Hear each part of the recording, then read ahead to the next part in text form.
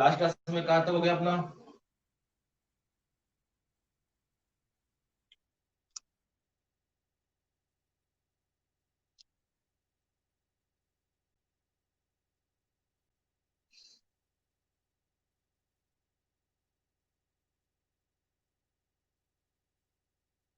Good morning. Last class में कहाँ तक हो गया बताना।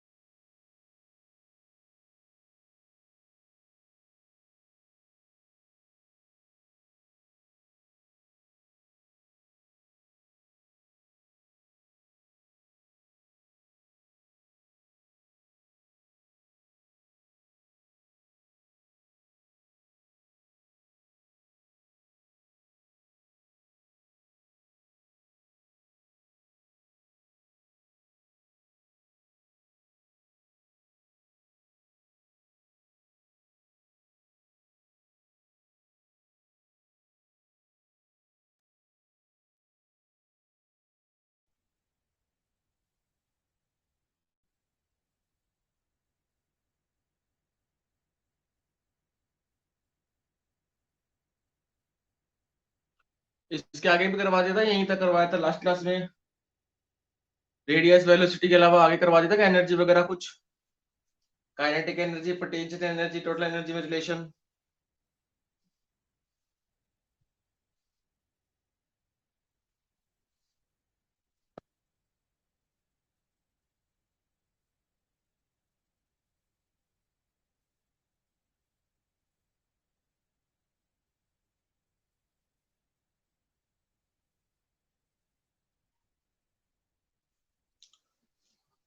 माइक ऑन करना अपना, कोई भी ललित अभिषेक अपना ऑन करके देखने दे, कौन से कहाँ तक करवा दिया एक बार बताओ मेरे को।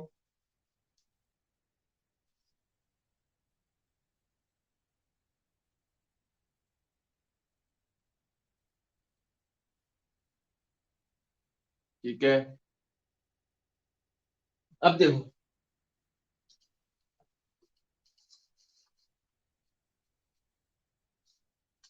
अब अपने पास एनर्जी निकालनी थी अपन ने nth ऑर्बिट में, -13.6 Z² upon n² electron volt, ये अपन ने एनर्जी निकाल ली। ठीक है, अब बोर के थर्ड पोस्टुलेट से अपन को ये पता चला था कि अगर इलेक्ट्रॉन हायर ऑर्बिट से लोअर ऑर्बिट में आएगा, हायर ऑर्बिट से जैसे मान लो n1 ऑर्बिट है या n2 ऑर्बिट है, ये n1 ऑर्बिट है, यहाँ एनर्जी है En2, यहाँ एनर्जी है En1।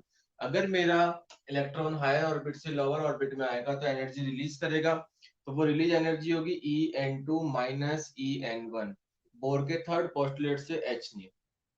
ठीक है, En1 minus En2 is equal to h nu. En2 कितना है -13.6 Z² अपॉन n2 है तो ये n2 का square, minus of -13.6 Z² upon n1 का स्क्वायर। ठीक है, ये चल रहा है किसमें, इलेक्ट्रॉन वोल्ट में। किसमें चल रहा है, इलेक्ट्रॉन वोल्ट में, h new hc upon lambda. ठीक है, new is c upon lambda. अब इलेक्ट्रॉन वोल्ट को जूल में कन्वर्ट करते हैं तो किससे मल्टीप्लाई करते हैं, इलेक्ट्रॉन से, क्योंकि यहाँ पे अपन को दोनों जगह सेम यूनिट चाहिए। तो मैंने कहा ये -13.6 ई Z² अपॉन n2², क्योंकि इलेक्ट्रॉन वोल्ट को मैंने जूल में कन्वर्ट कर दिया, जूल इज एमकेएस यूनिट, तो इलेक्ट्रॉन वोल्ट को मैंने ई लिख दिया। ठीक है, जूल में आ गया, minus minus plus 13.6 Z² upon n1²।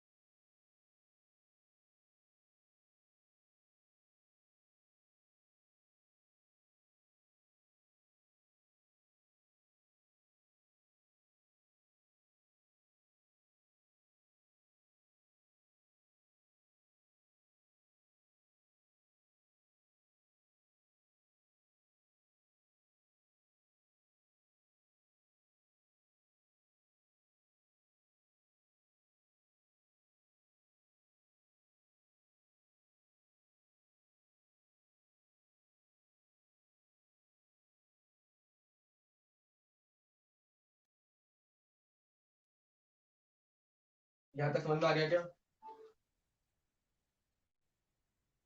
यहाँ तक कोई डाउट किसी को?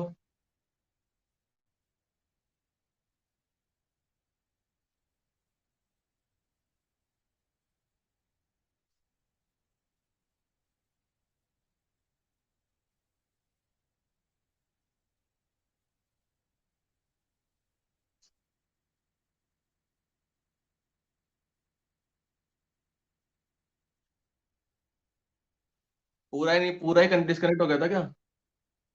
देखो, ये nth ऑर्बिट की एनर्जी निकाल ली आपने। कौन से ऑर्बिट की?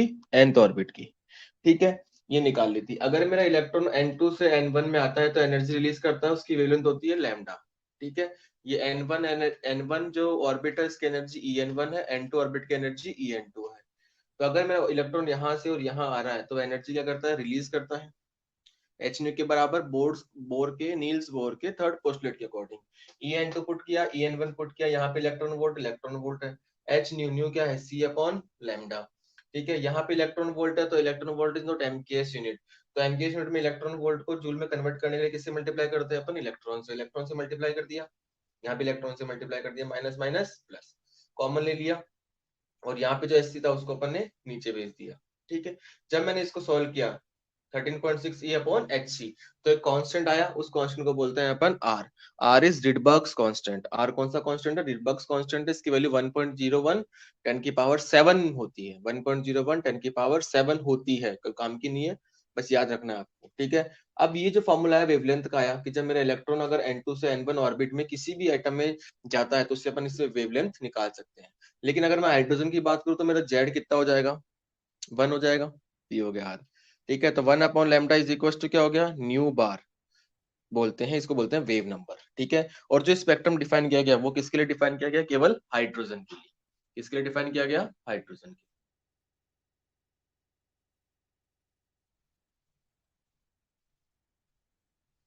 अब समझ में आ गया?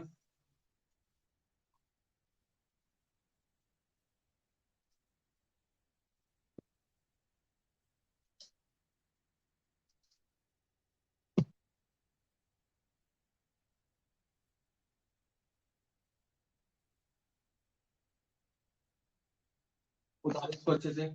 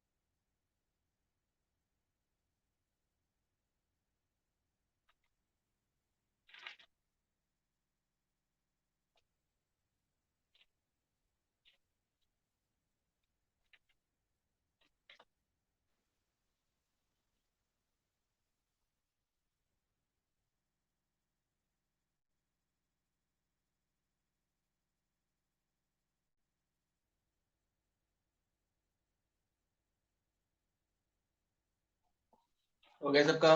चलो अब लिखो स्पेक्ट्रम। अब लिखो स्पेक्ट्रम।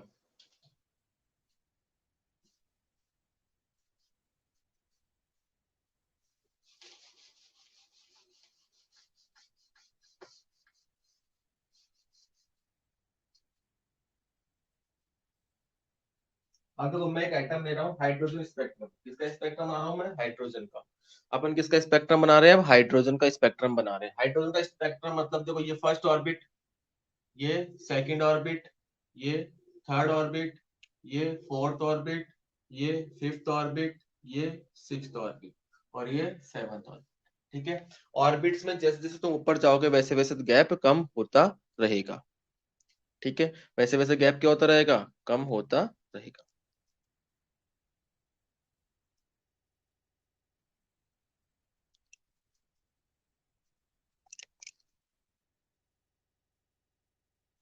ठीक है। अब देखो ये फर्स्ट ऑर्बिट, ये सेकंड, थर्ड, फोर्थ, फिफ्थ। ठीक है। कितनी ऑर्बिट्स ली मैंने? 5 ऑर्बिट ले ली। सपोज मैंने एक सिक्स्थ ऑर्बिट ली। ठीक है। अब फर्स्ट ऑर्बिट की एनर्जी निकालो। फर्स्ट ऑर्बिट की एनर्जी फॉर्मूला क्या है एनर्जी निकालने का? -13.6 Z square upon n square electron volt. Z किसके लिए? सबके लिए। हाइड्रोजन की बात कर रहा हूं मैं, हाइड्रोजन स्पेक्ट्रम पढ़ रहा हूं मैं। हाइड्रोजन स्पेक्ट्रम अगर मैं पढ़ रहा हूँ तो जेड कितना है? 1। तो जेड तो 1 हो गया। एन फर्स्ट ऑर्बिट के लिए 1, तो फर्स्ट ऑर्बिट की एनर्जी कितनी होगी? 13.6 इलेक्ट्रॉन वोल्ट। सेकंड के लिए 2, 2 टू द 4 -3.4 इलेक्ट्रॉन वोल्ट। इसके लिए -1.51 इलेक्ट्रॉन वोल्ट। इसके लिए 0.85 इलेक्ट्रॉन वोल्ट। इसके लिए 0.51 इलेक्ट्रॉन वोल्ट। ठीक है। ये 5 एनर्जी आपको याद रखनी है। ठीक है। First orbit, second orbit, third orbit और फोर्थ ऑर्बिट और फिफ्थ ऑर्बिट। ठीक है। ये फर्स्ट, ये सेकंड, ये थर्ड, ये फोर्थ, ये फिफ्थ, ये सिक्स्थ। ठीक है। कितने ऑर्बिट्स की याद रखनी है आपको एनर्जी?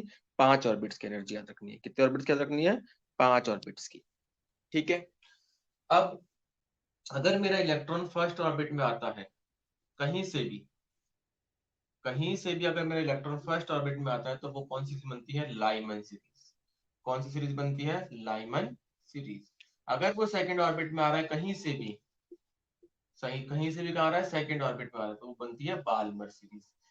ठीक है। अगर थर्ड में आ रहा है तो लाइमन बामर पास्चन सीरीज। केमिस्ट्री में पढ़ाई गई है लाइमन बामर पास्चन।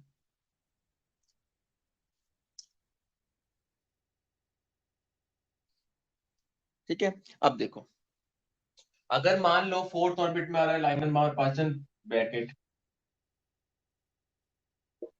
ठीक है। अगर मेरा इलेक्ट्रॉन कहीं से भी कौन से ऑर्बिट में आ रहा है? फोर्थ ऑर्बिट में आ रहा है तो ब्रैकेट में बनेगा। ठीक है।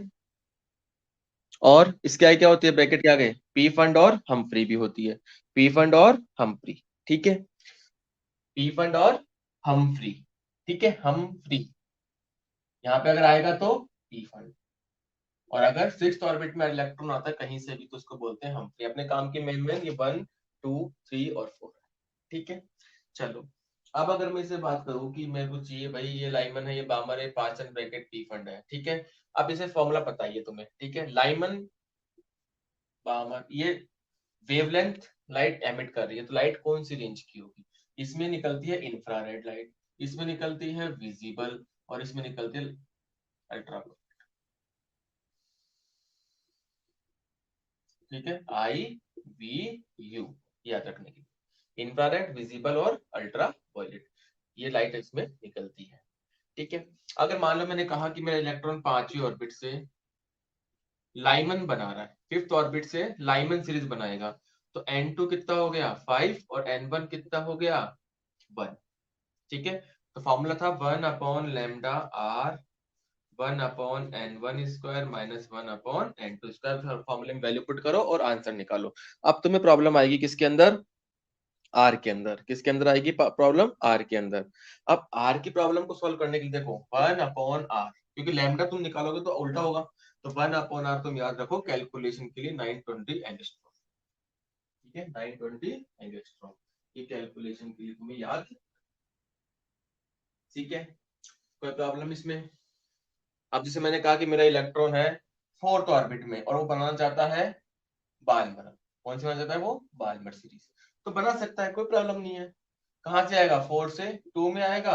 ये रहा 4, ये रहा 2, आर की वैल्यू तुम्हें पता है, ये सॉल्व कर लो, आंसर आ जाएगा। कर सकते हो इसके क्वेश्चन, डायरेक्ट क्वेश्चन कर सकते हो सभी इसके, ऐसे स्पेक्ट्रम उतारो और पूरा डायग्राम अच्छे से बनाना। ये 3 न्यूमेरिकल हो गए इसमें directly, 2 sorry, 5th Lyman 4th Balmer. अब देखो इसमें बोर्ड में क्वेश्चन और क्या आ सकता है। मेरे को इन सबकी टोटल एनर्जी पता है, क्या मैं इनकी काइनेटिक एनर्जी और पोटेंशियल एनर्जी निकाल सकता हूँ क्या? क्या मैं इनकी काइनेटिक एनर्जी और पोटेंशियल एनर्जी निकाल सकता हूँ क्या?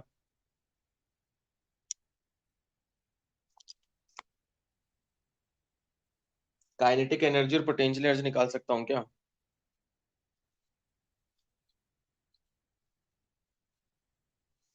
इन सभी की काइनेटिक और इन सभी की potential energy, kinetic energy potential energy निकाल सकता हूँ क्या? क्या मैंने रिलेशन बताया था लास्ट में, टोटल एनर्जी है ये। टोटल एनर्जी से आप काइनेटिक एनर्जी भी निकाल सकते हो, टोटल एनर्जी से आप पोटेंशियल एनर्जी निकाल सकते हो, सबकी निकाल के लिख सकते हो तुम, सबकी निकाल के लिख सकते हो काइनेटिक और पोटेंशियल सभी की।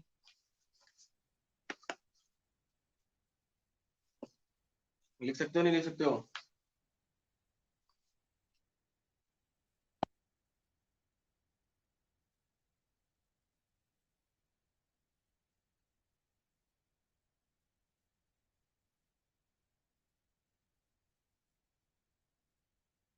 चलो अब स्पेक्ट्रम बनाओ, सबकी काइनेटिक लिखो, पोटेंशियल लिखो, ये दो न्यूमेरिकल के फॉर्मेट बना के लिख लो, लिखो फटाफट।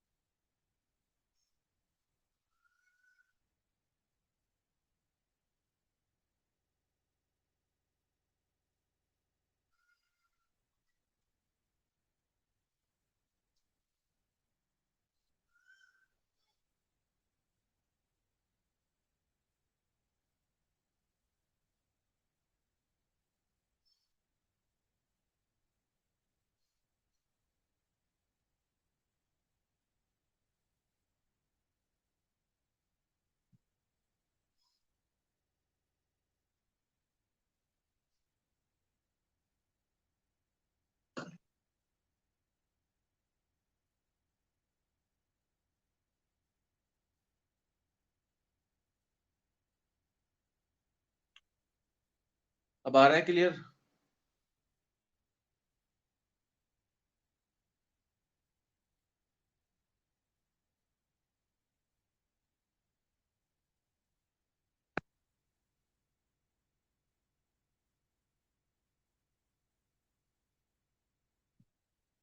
लिखो फटाफट, लिखो इसको।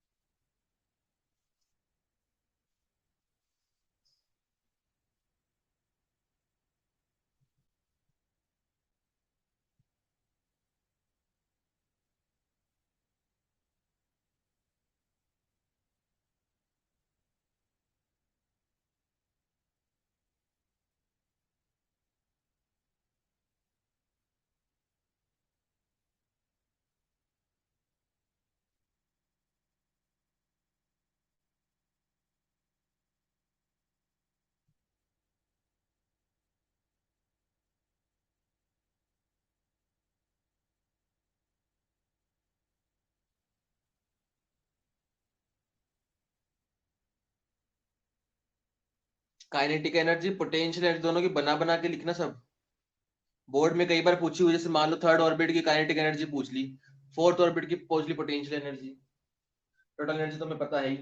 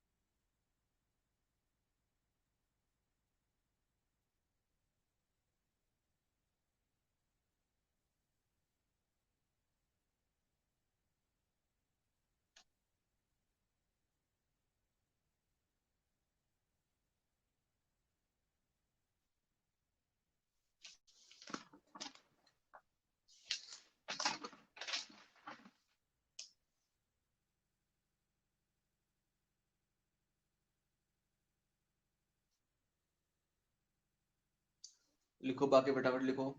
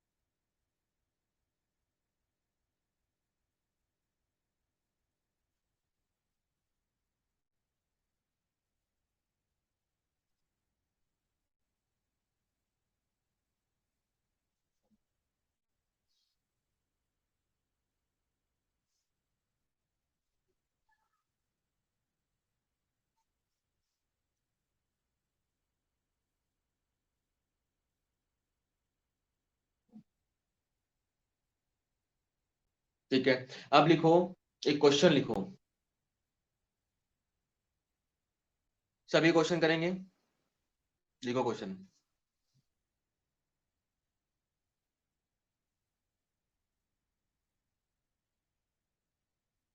Find find the wavelength, find the wavelength of electron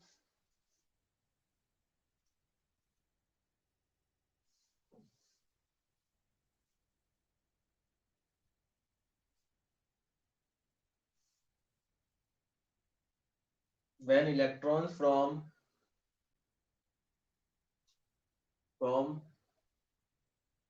3 to Balmer series, 3 to Balmer series,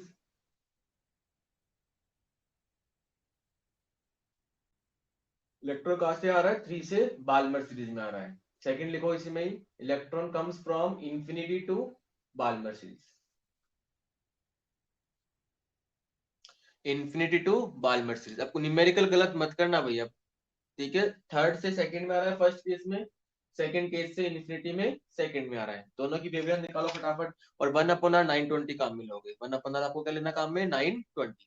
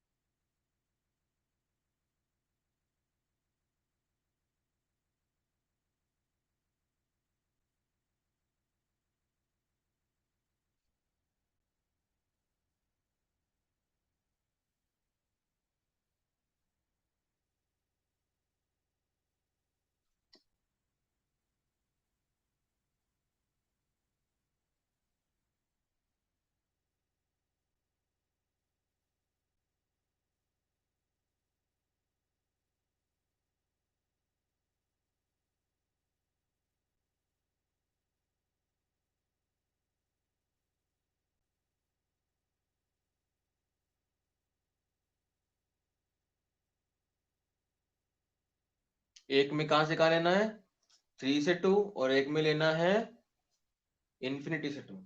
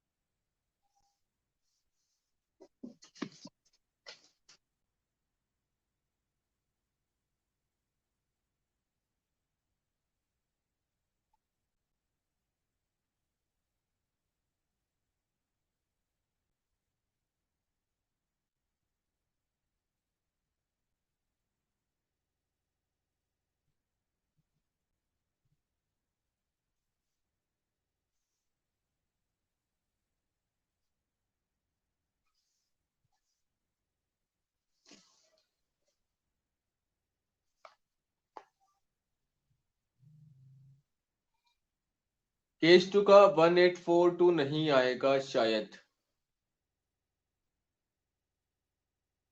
नहीं ललित, तुम्हारा गलत आ रहा है। फर्स्ट केस 650066 के आसपास आएगा। सही है, मतलब 6566 या 67 के आसपास आ जाएगा। ठीक है, सेकंड जो केस आ रहा है उसमें देखो देखो 35 या 38, 3500 3800 के आसपास आना चाहिए आंसर मेरे हिसाब से। तो तुम्हारा हिसाब क्या कहता है?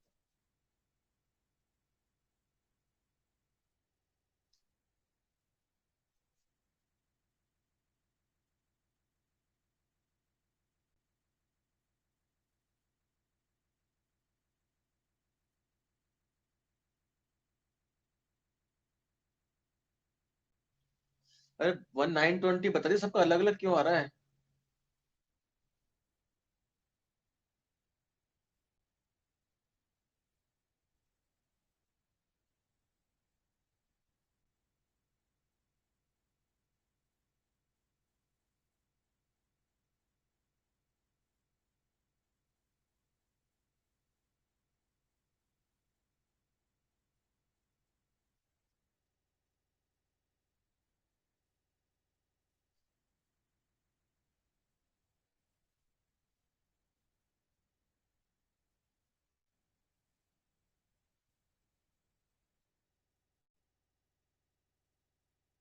ठीक है, हाँ इतना ही आएगा। 36 या 35 इसके आसपास ही आएगा।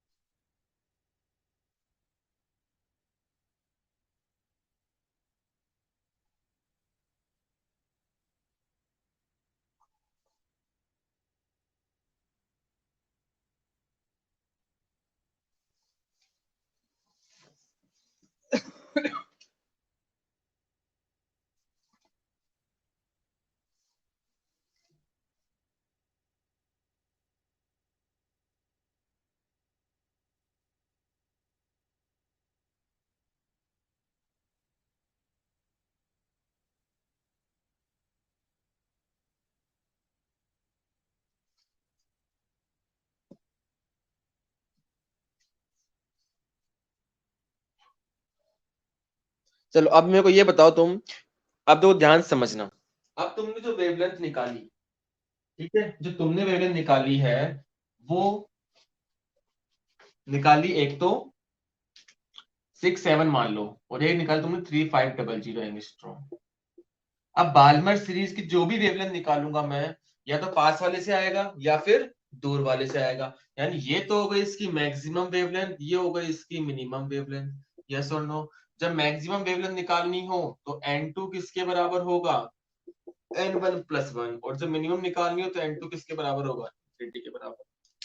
यानी बाल्मर सीरीज की वेवलेंथ ना तो इससे ज्यादा होगी ना इससे कम होगी, मतलब इसी के बीच में रहेगी। ये उसकी मैक्सिमम वेवलेंथ है और ये मिनिमम वेवलेंथ है, क्योंकि पास में से आएगा तो मैक्सिमम निकालेगा, इनफिनिट से आएगा तो मिनिमम निकालेगा। तो जो भी वेवलेंथ अब बची हुई होगी वो सब इन दोनों के बीच में लाई करेगी।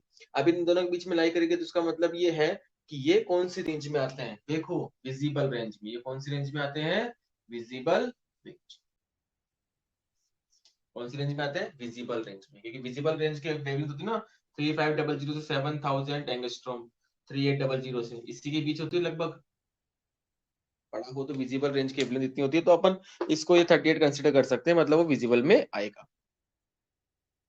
समझ में आया क्वेश्चन? तो अब बोर्ड में क्वेश्चन कैसे कैसे पूछा जा सकता है? जो मैंने क्वेश्चन लिखा है वो तो पूछ सकता है।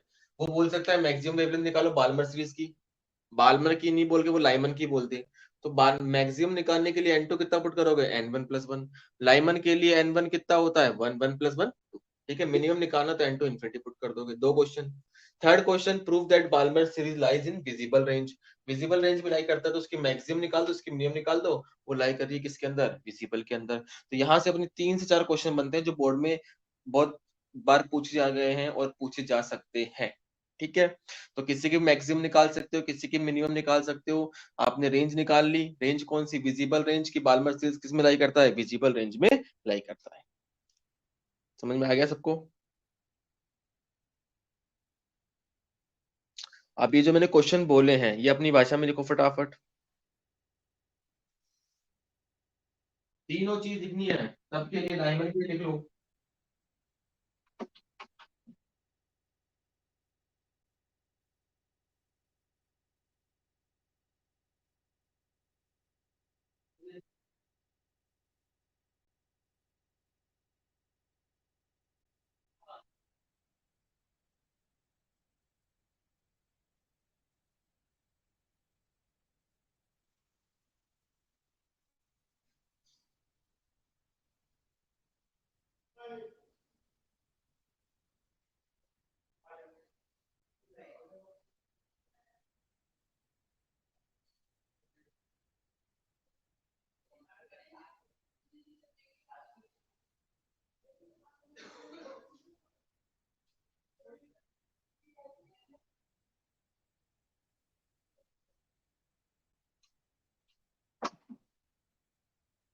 लिख लिया सबने क्वेश्चन सारे। अब तो एक होती है बाइंडिंग एनर्जी। कौन सी एनर्जी होती है, बाइंडिंग एनर्जी। कौन सी एनर्जी, बाइंडिंग एनर्जी। ठीक है। अब देखो ये जो टोटल एनर्जी थी सब किस में आ रही थी, माइनस में आ रही थी। टोटल एनर्जी किस में आ रही थी, माइनस में, मतलब एनर्जी की क्या है, कमी है। तो बाइंडिंग एनर्जी बेसिकली वो एनर्जी है जिस एनर्जी को अगर मैं दे दूं किसी भी इलेक्ट्रॉन को तो वो क्या कर जाए, एग्जिट कर जाए वहां से, मतलब एस्केप कर जाए। तो binding energy is basically minus of total energy. Suppose मेरा इलेक्ट्रॉन फर्स्ट ऑर्बिट में है, उसकी एनर्जी कितनी है, 13.6 इलेक्ट्रॉन वोल्ट। कितना है, 13.6 इलेक्ट्रॉन वोल्ट। माइनस का, माइनस का 13.6 इलेक्ट्रॉन वोल्ट है। अब वो माइनस माइनस क्या हो जाएगी, प्लस। यानी मैं 13.6 और दे दूं तो उसके बाद टोटल एनर्जी कितनी हो गई, 0। तो वो कहाँ चला जाएगा, एटम से बाहर चला जाएगा। तो binding energy is basically the energy required to bind the electron, या फिर to escape the energy required to escape the energy required to escape the electron from an atom। तो ये बाइंडिंग एनर्जी हो गई। अगर मेरे से बाइंडिंग एनर्जी का पोटेंशियल पूछ लिया जाए, बाइंडिंग पोटेंशियल पूछ लिया जाए, बीपी बाइंडिंग पोटेंशियल, तो बाइंडिंग एनर्जी में किसका डिवाइड कर दो, ई का। इसका डिवाइड कर दो ई का। जैसे मान लो फर्स्ट ऑर्बिट के लिए इसमें 13.6 इलेक्ट्रॉन वोल्ट आ गया प्लस का, तो बाइंडिंग पोटेंशियल कितना होगा, 13.6। ठीक है, तो ये बाइंडिंग एनर्जी हो गई। ऐसे ही केमिस्ट्री में अगर तुमने पढ़ा हो तो आयोनाइजेशन एनर्जी होती है। क्या होती है, आयोनाइजेशन। आयोनाइजेशन एनर्जी मतलब फर्स्ट जो होता है अपना ग्राउंड स्टेट होता है, उसके बाद सारे एक्साइटेड स्टेट होते हैं। तो फर्स्ट से सेकंड में भेजना, फर्स्ट से थर्ड में भेजना, तो जो एनर्जी रिक्वायरमेंट होती है उसको बोलते हैं अपन आयोनाइजेशन एनर्जी। और अगर वही इलेक्ट्रॉन वोल्ट का इलेक्ट्रॉन डिवाइड करते हैं तो वो बन जाती है आपकी आयोनाइजेशन पोटेंशियल। क्या बन जाता है वो आपका आयोनाइजेशन पोटेंशियल। तो ये दो तीन चीजें छोटी छोटी चीज समझ में आई सबको।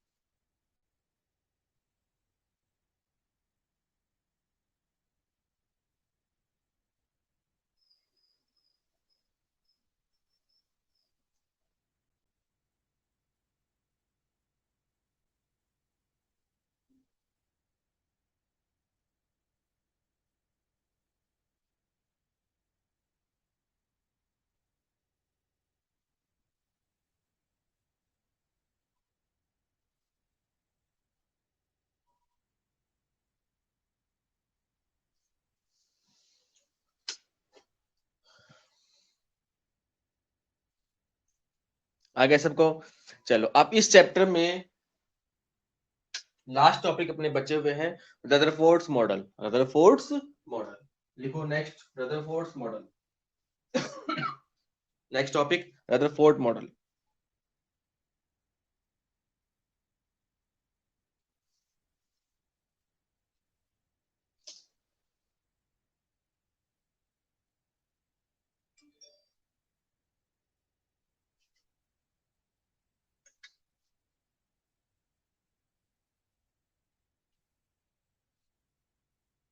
चलो अब रदरफोर्ड मॉडल नेक्स्ट क्लास में स्टार्ट करेंगे अपन।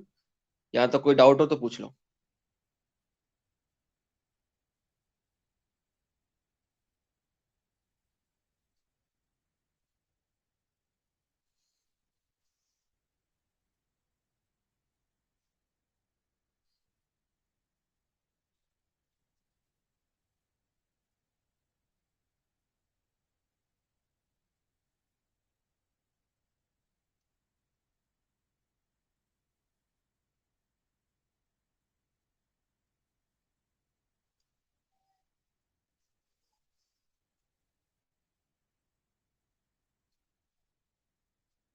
चलिए अब नेक्स्ट क्लास में मिलते हैं अपन, ठीक है?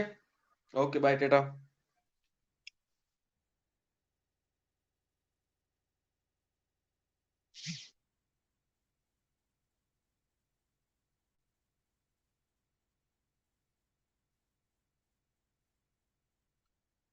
नेक्स्ट क्लास में रदरफोर्ड्स और कुछ एक्स्ट्रा चीजें करेंगे अपन। रदरफोर्ड छोटा सा है, वो 12th वाला, वो 11th वाला ही है।